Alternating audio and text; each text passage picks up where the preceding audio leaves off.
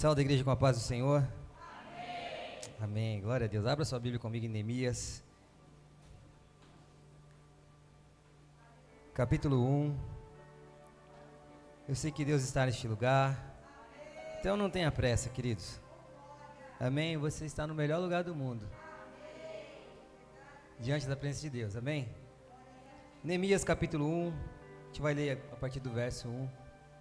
A pastora falando aqui sobre o início do trabalho da igreja ali à frente. Eu queria ter a oportunidade de saber quem que teve o projeto do púlpito, pastora. Porque fizeram um púlpito tão alto. Como foi terra naquele lugar, gente? Como foi? Nós sofremos. A pessoa que projetou o púlpito lá não sabe quanto pesa um carrinho de terra. Porque a gente tiramos terra daqui, tiramos terra do fundo, não tinha muro.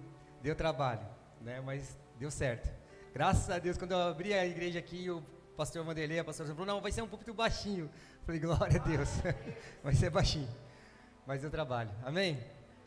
É bom estar aqui nessa manhã, poder compartilhar com vocês mais uma vez a palavra de Deus. Eu sei que Deus está neste lugar, então não tenha pressa, amém? Até as 10h30, amém? Lá é 4h05 ainda, então até 10h30 a gente... É isso mesmo? Então até umas 10h30, 10h40 a gente termina, amém? Não tenha pressa, queridos, amém? Vamos lá, Neemias capítulo 1, a partir do verso 1, diz assim: As palavras de Neemias, filho de Acalias, no mês de Quisleu, no ano 20º, estando eu na cidadela de Suzã, veio Anani, um dos meus irmãos, com alguns de Judá. Então lhe perguntei pelos judeus que escaparam e que foram levados para o exílio acerca de Jerusalém. Disseram-me: os restantes que não foram levados para o exílio e se acham lá na província, estão em grande miséria e desprezo. Os muros de Jerusalém estão derrubados e as portas queimadas. Tendo eu ouvido essas palavras, assentei-me e chorei e lamentei por alguns dias, e estive jejuando e orando perante Deus dos céus. E disse-me: Ah, Senhor, Deus dos céus, Deus grande e temível, que guardas a aliança e a misericórdia para com aqueles que te amam e guardam os teus mandamentos. Agora o capítulo 2, verso 1, diz assim: No mês de Nissan, 4 meses se passaram, queridos. No ano 20º do rei Artaxerxes, uma vez me posto o vinho diante dele, eu o tomei para oferecer-lhe e dei-lhe. Ora, eu nunca antes estivera triste diante dele. O rei me disse: Por que está triste o teu rosto, se não estás doente? Tem de ser tristeza do coração. Então temi sobremaneira. E eu lhe respondi: Viva, ó rei, para sempre. Como se não me estaria triste o rosto, se a cidade de onde os sepulcros dos meus pais está assolada e tem as portas consumidas pelo fogo. Disse-me o rei: O que me pedes agora? Então orei ao Deus dos céus e disse ao rei: Se é do agrado do rei, e se o teu servo acha mercê em tua presença, peço-te que me envies ajudar a cidade dos sepulcros dos meus pais, para que eu reedifique. Então o rei, estando a rainha sentado junto a dele, me disse: Quanto durará a tua ausência? E quando voltarás? Aprove ao rei enviar-me, e marquei certo prazo. Amém? Só até aí, feche teus olhos. Senhor nosso Deus e nosso Pai, nós estamos aqui nessa manhã, ó Deus, porque a tua bondade, a tua misericórdia, o teu favor mais uma vez nos alcançou, Senhor. E eu peço nessa manhã que o teu Espírito Santo nos ajude, Pai, a compreender, ó Deus, aquilo que a tua palavra, aquilo que o teu coração, Senhor, deseja nos ensinar através da tua palavra, Pai. Não deixa que nada impeça o agir de tuas mãos sobre este lugar, sobre as nossas vidas, ó Deus. Amém e amém. Glória a Deus. Queridos, começando a ler esse texto, semana passada o pastor Vanderlei pediu para que eu estivesse pregando. E é claro que a gente, como pastores, como irmãos que estamos aqui há muito tempo na jornada cristã, a gente tenta sempre extrair o máximo daquilo que a nossa mente e o nosso corpo consegue absorver da palavra de Deus. É claro que nós não conseguimos absorver tudo, mas algo importante nós temos que levar para a nossa casa. E para que nós possamos levar algo dos céus para a nossa casa, a primeira coisa que o nosso coração tem que entender no culto, nós temos que ser humildes. Porque a humildade, ela rompe a barreira da soberba. Amém? Então, independente de quem suba aqui para ministrar algo ao Senhor, eu tenho que identificar a ação divina neste lugar através dessa pessoa. Amém? Por mais inteligente, por mais simples que essa pessoa seja, Deus tem algo dos céus reservado à minha vida através de uma ação, de uma movimentação do Espírito Santo. Seja como uma canção, seja como uma palavra, seja como uma oração, é Deus nos ensinando ou nos dando a capacidade de enxergar a movimentação do Espírito Santo sobre as nossas vidas. Amém? Então nós temos que ser humildes. E quando eu comecei a ler esse texto, e aí a gente vai puxando para tentar entender o cenário, o momento, e como pregador eu preciso fazer essa análise crítica, e por mais que ela seja cansativa, mas para que nós possamos entender o cenário de Neemias, para que Neemias seja um espelho para as nossas vidas, para que nós possamos enxergar aquilo que Deus fez através de Neemias, e nós sabemos que o mesmo Deus que opera na vida de Neemias, opera também nos nossos dias, é o nosso Deus, amém? Então, aquilo que Deus fez no tempo de Neemias, na vida de Neemias, sobre a vida de Neemias, é o Deus que pode fazer nas nossas vidas. Amém? Glória a Deus. O texto fala que Neemias está na cidade de Suzã. Ele era escravo, copeiro, alguém que servia ao rei Artaxerxes.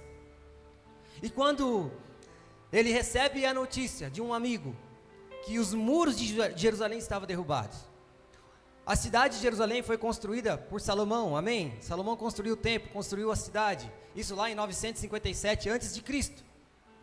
Só que o Império Babilônico toma o reinado de Israel.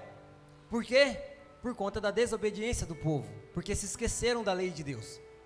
Em 500 e alguma coisa, Esdras vai lá e reconstrói o templo. Esdras é contemporâneo de Neemias, os dois trabalharam junto no mesmo tempo, na mesma época. Então Esdras reconstrói o templo, mas os muros ainda existiam fendas, estavam derrubados, e todas as portas estavam queimadas, 12 portas queimadas. E aí, quando nós entendemos o contexto, e nós sabemos que toda edificação naquela época não representa simplesmente uma edificação simples, ela representa a força do seu povo, a união do seu povo, o Deus do seu povo, é aquilo que expressava de força, de proteção, eram os muros, era o templo, a intimidade com Deus, e parte do povo estava lá. E quando Neemias recebe isso, a Bíblia diz que ele ficou triste. E isso eu quero trazer para as nossas vidas, para os nossos dias de hoje. Nós oramos tanto pela nossa casa, pelos nossos filhos, pelos nossos trabalhos, pelo nosso casamento. Saiba de uma coisa, queridos, ninguém mais do que você, ninguém mais do que você, sabe quanto custa o peso da aliança do seu casamento, o peso da criação dos seus filhos. Por mais sábio que seja um pastor, por mais sábio que seja um líder religioso, ele nunca vai saber o peso do que é a responsabilidade do seu casamento. Ele pode te orientar, mas ele não pode resolver os seus problemas. Foi isso que Neemias sentiu, o peso da responsabilidade como judeu, como hebreu. Era algo que ele temia, era algo que ele sentiu, era algo que ele viveu. E ninguém mais do que ele para valorizar aquilo que simbolizava para ele, porque ele nunca pisou naquele lugar. Ele era escravo, mas ele sabia o que Deus tinha feito através dos seus antepassados. Então, o problema que você enfrenta na sua casa, o problema que você enfrenta no seu casamento, o problema que você enfrenta com seus filhos, você e mais ninguém, é você e Deus, sabe o quanto é valioso e precioso para a sua vida. O que a gente pode fazer por vocês é orar, queridos, é aconselhar, mas a responsabilidade de enxergar a necessidade, de dizer, olha, eu preciso reconstruir, eu preciso refazer, eu preciso dar início, de alguma forma eu preciso fazer com que as coisas mudem. E é justamente são esses passos que eu quero trazer com você essa manhã. Às vezes nós estamos tão engajados em fazer com força, aplicar, sabe, sabedoria humana, aplicar dedicação, aquilo que nós aprendemos ao longo do tempo, com os nossos pais, talvez de maneira certa ou errada ou não, nós aplicamos força, e toda vez que nós fazemos as coisas com a dedicação, com o corpo físico, sabe, que você empreende o seu intelecto, as suas forças, queridos, cansa, tem limites, porque nós queremos muitas vezes resolver os problemas do nosso casamento, ainda mais nós que estamos debaixo das mãos do Senhor, sabendo que nós somos conduzidos, não simplesmente por uma força humana, mas por aquilo que Deus poderoso pode fazer nas nossas vidas, pela ação do céu sobre nós, e aí nós deixamos de lado aquilo que Deus pode fazer, e nós estamos lá lutando, e nós não vemos resultados. Neemias, quando recebeu essa informação, ele não correu para Jerusalém, ele não correu. Qual foi a primeira coisa que ele fez? Orar e jejuar. Orar e jejuar. Se passaram 4 meses antes de ele se apresentar ao rei no capítulo 2. E qual é a diferença para os nossos dias de hoje, queridos? É porque a força ela tem limite, mas a unção não. Olha para a pessoa do seu lado. Eu vou dizer de novo, amém? Para vocês acordar. Força tem limite. Unção não. Força tem limite, mas a unção não. Qual é a fonte da força? Somos nós. Quem é a fonte da unção sobre as nossas vidas? É o Espírito Santo, é inesgotável, não tem fim, não tem limite. Então, até onde tem que ir a nossa força? Temos que aplicar força, temos sim, queridos, mas nós não podemos abrir mão da unção. Nós não devemos abrir mão da unção, porque é ela que nos capacita. Quando Samuel foi ungir Davi, ele olhou só com a aparência, só com a força, mas Deus dizia: você olha a aparência, mas eu olho o coração. A unção que vem do alto, queridos, move o nosso coração. Por isso que nós temos que ser sensíveis. Neemias, quando recebeu isso, não foi correndo pegar uma colher de pedreiro, não foi lá pegar um prumo, não foi lá pegar uma régua, ele foi lá orar diante de Deus. É por isso que todo momento de oração e jejum diante do nosso Deus começa a mover o céu em nosso favor. Oração e jejum é capaz de transformar coisas, é capaz de mudar cenários, é capaz de mudar a vida através da oração e através do jejum. Foi isso que Neemias fez, aleluia. E isso nós temos que fazer nas nossas vidas. É hora de fazer força, é hora de fazer força. Mas existe um momento que nós temos que parar de agir com os nossos braços e deixar que Deus, através da sua unção, aleluia, fortaleça o nosso ser, para que nós possamos viver o sobrenatural, queridos. Amém? Aleluia, aleluia, glória a Deus. O templo foi destruído em 70 depois de Cristo. Não era problema em Neemias. Neemias podia dizer: olha, eu não estou lá, o problema é do povo, o povo mereceu isso. Quantas vezes nós olhamos às vezes pela situação das pessoas e falamos: não, mereceu. Queridos, nós não estamos aqui na terra para fazer juízos de valor por aquilo que Deus pode fazer na vida das pessoas. Situações como essa, o nosso coração tem que ser quebrantado, né? Independente do que aconteça. Nós temos só que orar e pedir a Deus para que Deus dê força, dê graça. Neemias podia muito bem, ele estava num lugar confortável, comendo do bom e do melhor, servindo o rei, mas ele não, ele decidiu fazer algo diferente. 4 meses se passaram, e a reconstrução dos muros não começou no dia em que ele saiu do palácio de Suzã, a 1.500 quilômetros de Jerusalém. Começou no coração dele. A reconstrução dos muros começou no coração dele. É por isso que você não pode aceitar a condição do seu casamento. É por isso que você não pode aceitar a condição dos seus filhos. Tem que começar a reconstruir no seu coração primeiro. Não é agindo primeiro, é orando primeiro. É jejuando primeiro. Começou dentro do coração dele. E aí Deus já começou a trabalhar 4 meses esse homem orando e jejuando, buscando a Deus, até que ele chega diante do rei, e ele fala: eu nunca estive triste diante da presença dele. Agora pense comigo, um homem que foi escravo, tirado dos seus pais, da sua parentela, da sua família, vivendo sobre a tutela de um rei, servindo o rei, aprendendo os costumes, aprendendo a cultura daquele povo, mas ele não abriu mão daquilo que ele recebeu como instrução dos seus pais, do que era adorar a Deus, do que era servir a Deus. Ele não abriu mão disso, e ele nunca esteve triste. Olha como é difícil isso, queridos. Você está no lugar que não é a sua casa, que não é a sua família, como escravo, como servo, e você nunca estar triste. Nunca estar triste diante daquele que estava oprimindo o seu povo, nunca esteve triste. E o rei percebeu, e por causa do seu comportamento de fidelidade diante do rei, o rei deu a ele a oportunidade. Falou: olha, se o motivo é esse, Neemias, vai lá.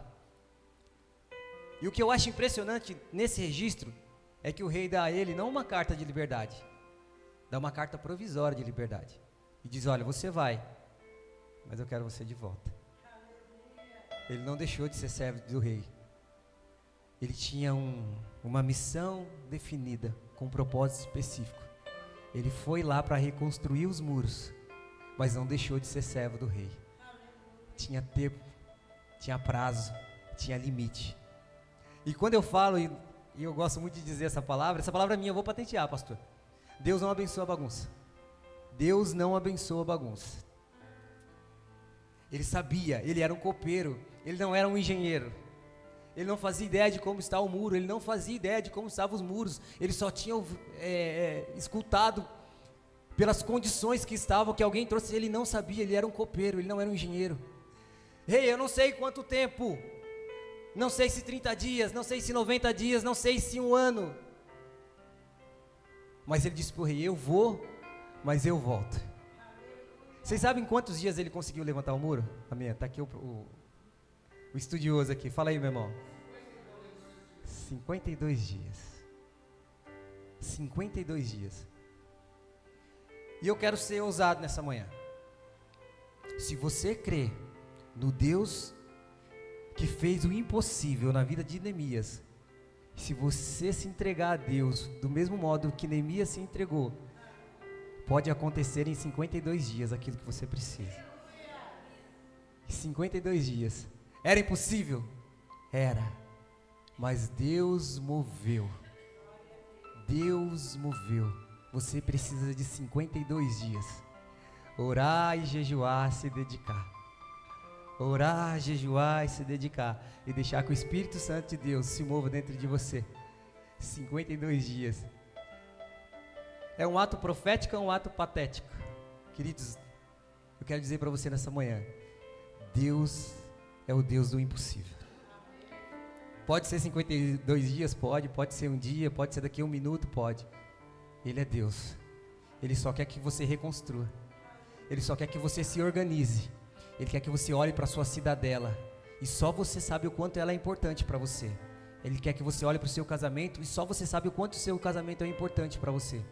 Ele quer que você olhe para a vida dos seus filhos, e só você sabe o quanto seus filhos são importantes para você. Pastor nenhum aqui pode fazer nada pela sua casa, pelos seus filhos, a não ser orar, visitar, jejuar e aconselhar. Mas você é o responsável por reconstruir a sua casa, reconstruir o seu casamento, reconstruir a vida dos seus filhos. Vocês são responsáveis.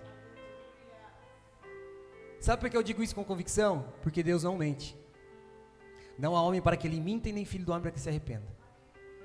Se partiu de Deus, se partiu dos céus, queridos, fique firme, sustenta, crente, sustenta, fique firme, se fortaleça no Senhor, porque Ele vai cumprir os propósitos e os planos dEle sobre a sua vida, sobre a sua casa. Ele vai cumprir, aleluia, Ele vai cumprir, amém. E aí Neemias vai. E o que eu acho importante, eu acho isso tão impressionante na palavra de Deus, é que eles começam a reconstruir os muros. E a Bíblia fala que era uma mão numa ferramenta e a outra mão na arma. Você acha que vida de crente é fácil?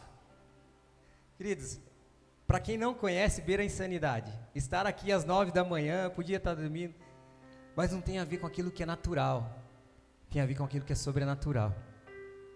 Estar aqui hoje, nessa manhã, não simplesmente nos traz a uma condição de pessoas que se reúnem para cantar, para ouvir uma palavra, nos traz aqui na condição de filhos, como foi ministrado recentemente aqui. É porque eu entendo minha posição diante de Deus, amém? E aí, quando eu sou obediente à voz do Senhor, eu sei que eu tenho as promessas de Deus sobre a minha vida, mas eu tenho que esforçar. Eles estavam lá, com a mão numa ferramenta e a outra mão na espada. Sambalate, Tobias e tantos outros vieram para poder atrapalhar, impedir. E isso vai acontecer nas nossas vidas. Problemas surgirão. E eu gosto muito quando Paulo escreve a segunda carta aos Coríntios, que ele fala que ele visitou o terceiro céu. Isaías fala muito. Isaías, que palavra que ele usa, Isaías? Quando ele subiu ao terceiro céu, coisas inefáveis, que não convém eu falar. Eu não posso falar. Olha Paulo escrevendo.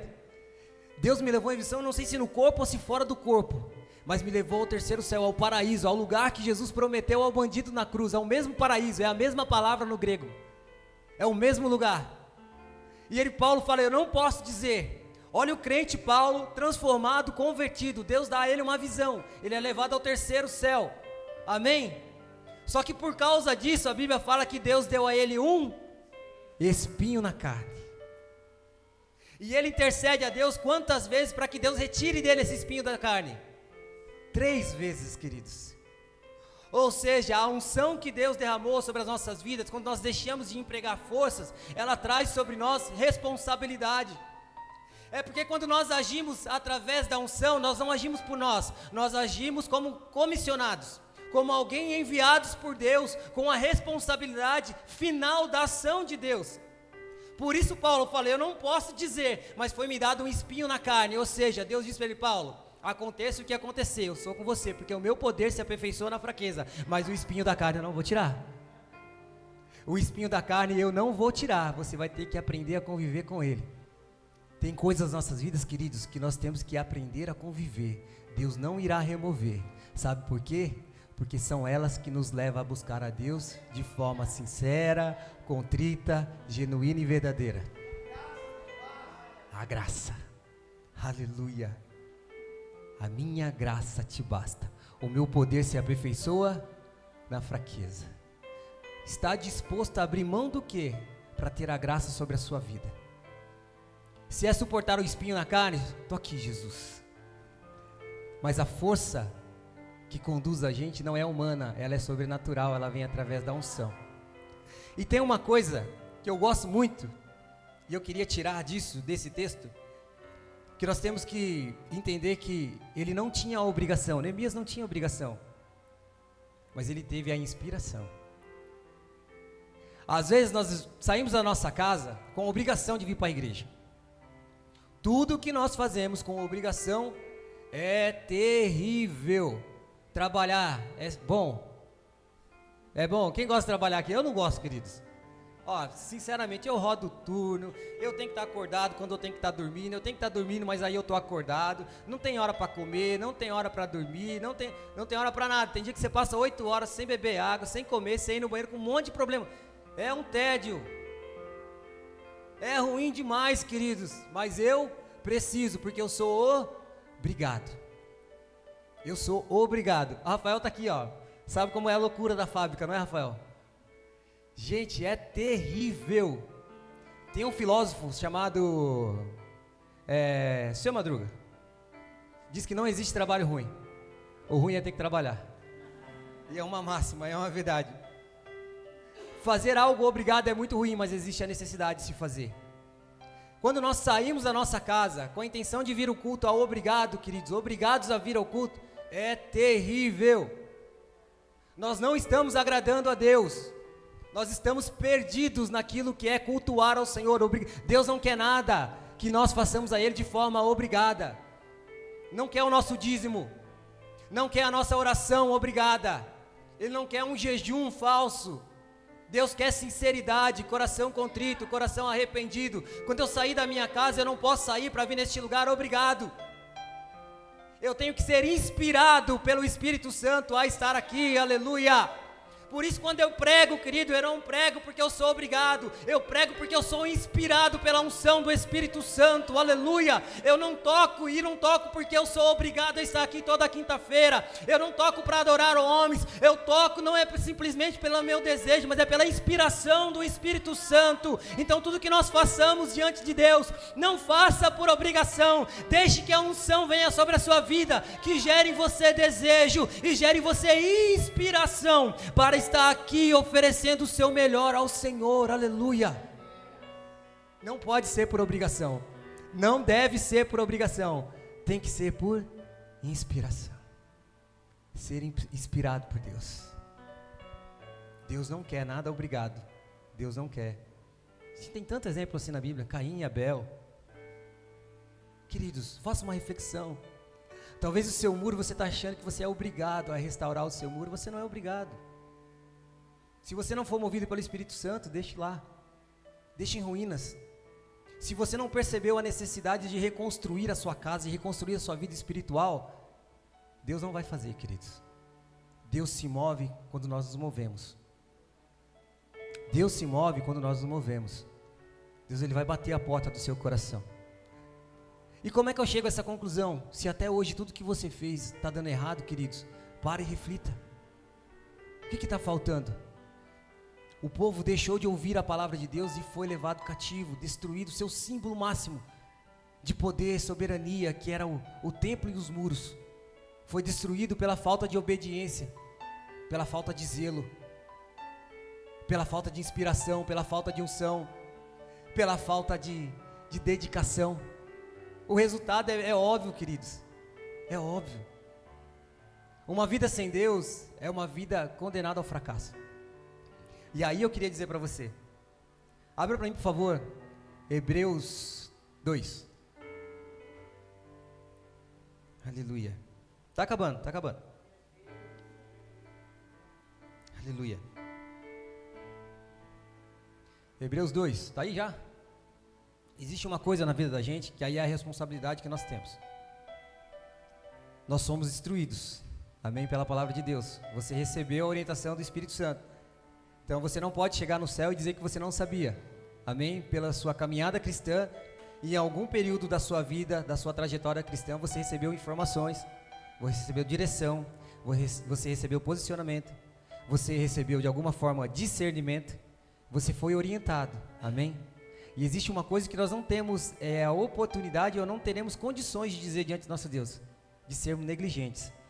E aí o escritor de Hebreus diz isso, ó, portanto, convém-nos atentar com mais diligência para as coisas que já temos ouvidos, para que em tempo algum nos desviemos dela. 2.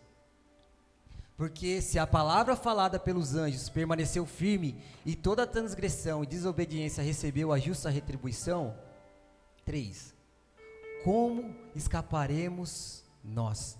Se a palavra foi pregada, se a palavra foi anunciada, se você recebeu as instruções, como escaparemos nós? Se não atentarmos para uma tão grande salvação, a qual, começando a ser anunciada pelo Senhor, foi-nos depois confirmada pelos que a ouviram. 4. Testificando também Deus com eles, por sinais, milagres e várias maravilhas e dons do Espírito Santo, distribuídos por sua vontade. 5. Porque não foi aos anjos que se sujeitou o mundo futuro de que falamos. Amém? Só até aí.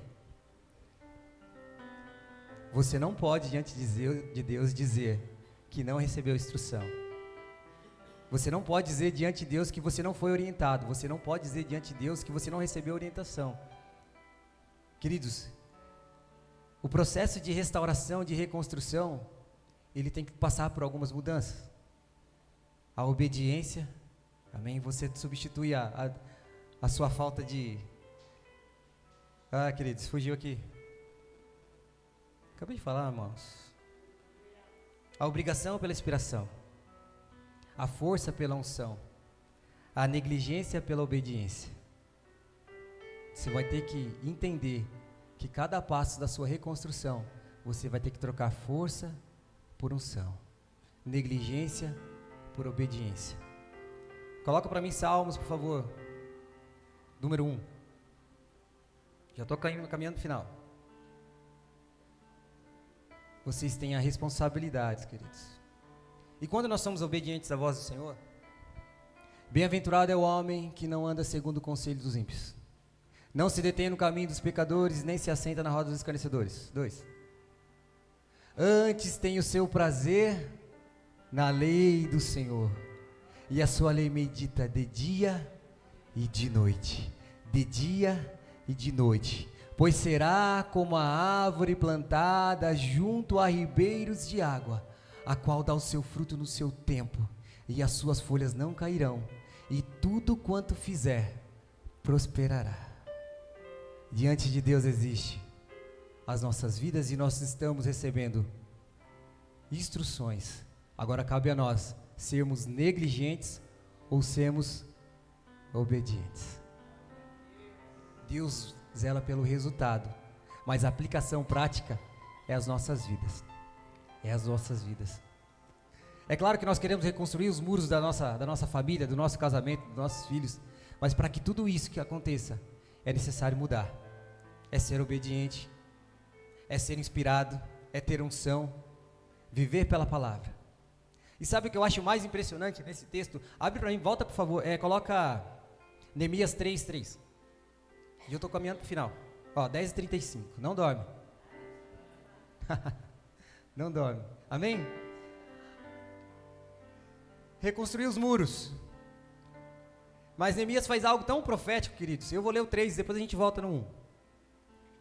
E a porta dos peixes edificaram os filhos de Hassená, a qual emadeiraram e a levantaram as suas portas e com as suas fechaduras e os seus ferrolhos. Com as suas fechaduras e os seus ferrolhos. Coloca o 6, por favor.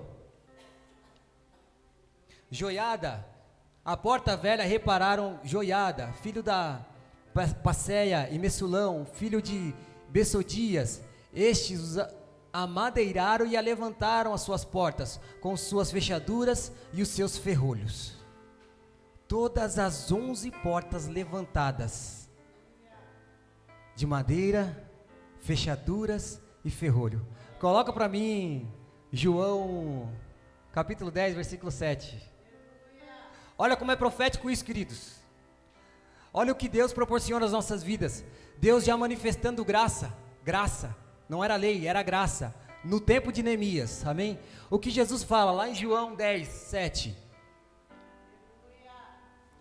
Tornou, pois, Jesus a dizer: em verdade vos digo, que eu sou a porta das ovelhas. Quem é a porta das ovelhas? Por favor, coloca Neemias, capítulo 3, versículo 1. Quem é a porta? Jesus. Quem é as ovelhas? Já viu um bicho tão, sabe, meiguinho, que você fala assim, poxa, que dó desse bicho. O bicho não tem capacidade de morder. Ovelha não morde. Ovelha não dá coice. Quando o Salmo 23, o salmista fala, guia-me mansamente às águas tranquilas, é porque a ovelha, a lã que ela produz, se ela estiver em água corrente e ela cair na água, ela não consegue sair. É por isso que o salmista fala, guia-me mansamente às águas tranquilas, porque é um bicho inofensivo. A ovelha é um animal inofensivo, e é por isso que a Bíblia nos ensina a ser como as ovelhas, amém? E Jesus fala, eu sou a porta das ovelhas, amém? Nós temos que passar por Ele para ter acesso, amém? Ele é o nosso bom pastor, amém? Profeticamente, olha o que acontece quando Neemias reconstrói as portas. Ele deixa os sacerdotes responsáveis por levantar as portas. Neemias 3, versículo 1, olha o que está escrito lá. E levantou Eliasibe, o sumo sacerdote, alguém que era representante de Deus, assim como Jesus era o enviado dos céus, amém? Com seus irmãos e os sacerdotes, e reedificaram a porta das, a qual consagraram, e levantaram as suas portas, até a torre de Mear, e consagraram até a torre de Ananel. Cadê o ferrolho? Cadê a tranca? Não, você não entendeu. Cadê o ferrolho? Cadê a tranca? Cadê o ferrolho? Cadê a tranca? O que isso quer dizer para mim e para você, queridos? A porta das ovelhas está sempre aberta. Sempre aberta. Aleluia. Aleluia. Assim como o véu do templo se rasgou e o livre acesso, queridos, é acesso ao trono da graça. Neemias mostrando isso, a porta das ovelhas está sempre aberta. Foi por ela que Jesus passou lá em João capítulo 4, se eu não me engano, ou 5, do paralítico há 38 anos. O Cordeiro Santo vindo dos céus, passando pela porta das ovelhas. A graça e o favor estendidos sobre as nossas vidas, queridos. Não importa o cenário, não importa a situação dos muros, não importa. A porta das ovelhas estará sempre aberta para você reconstruir. Se estiver em Deus, se estiver com a unção, se estiver com a inspiração, se estiver com a obediência, queridos, é os ingredientes corretos para que o bolo saia da maneira correta. Não tem como errar, queridos, é a fórmula certa. Pode acontecer espinho na carne, pode acontecer coisas que não estavam planejadas talvez na sua mente, no seu coração, mas nos planos dos céus, nos planos de Deus, elas já estavam programadas. Não tem como errar. Amém? Para a gente acabar, aleluia. Neemias 8:3. O muro foi concluído, amém? O templo estava de pé, mas faltava algo que o povo se esqueceu e que nós não devemos esquecer, que é a palavra de Deus. 8:3. E leu no livro diante da praça, que está à fronteira da porta das águas. Porta das águas, querido, anote isso no seu coração, que jorra, que flui. Jesus mais uma vez sendo apresentado no templo. A porta das águas, águas que correm para a vida eterna. Aquilo que Jesus ofereceu à mulher samaritana é a palavra de Deus, o verbo vivo. E leu no livro diante da praça, está à fronteira da porta das águas, desde manhã até o meio-dia, perante homens e mulheres que podiam entender aquilo que estava sendo lido, e todo o povo tinha ouvidos atentos ao livro da lei. Esdras, o escriba, estava num púlpito de madeira, que fizeram para aquele fim, estava em pé junto a ele, à sua direita, algumas pessoas, amém? Agora abre o 8:8. Leram no livro, na lei de Deus, claramente, dando explicações de maneira que entendesse o que se lia. Aí Neemias diz, Neemias que era o governador, e Esdras, sacerdote, escriba e levitas, ensinavam todo o povo, lhes disseram: este é o dia consagrado ao Senhor, o vosso Deus, pelo que não pranteeis, não choreis, porque todo o povo chorava, ouvindo a lei de Deus, aleluia. O 10, disse-lhe mais: ide, comei gorduras, tomai bebida doce, e enviai porção aos que não têm nada preparado para si, porque este dia é consagrado ao Senhor, portanto não entristeceis, porque a alegria do Senhor é a vossa força. Se tiver palavra, se tiver obediência, se tiver unção, se tiver inspiração, a alegria do Senhor é a sua força. Se coloque de pé, aleluia, aleluia. Não pode faltar palavra, queridos. Não pode faltar oração, queridos. Não pode faltar jejum, queridos. Falte tudo na sua casa. Falte arroz, falte feijão, falte combustível, falte carro, falte casa, mas não falte oração, não falte jejum, não falte, aleluia, dedicação e vontade de reconstruir, aleluia, a sua vida, a sua casa. O Deus que guardou Neemias de todos os desafios é o nosso Deus. É o nosso Deus. Amém? Feche teus olhos enquanto o grupo de louvor se prepara aí. Aleluia. Aleluia.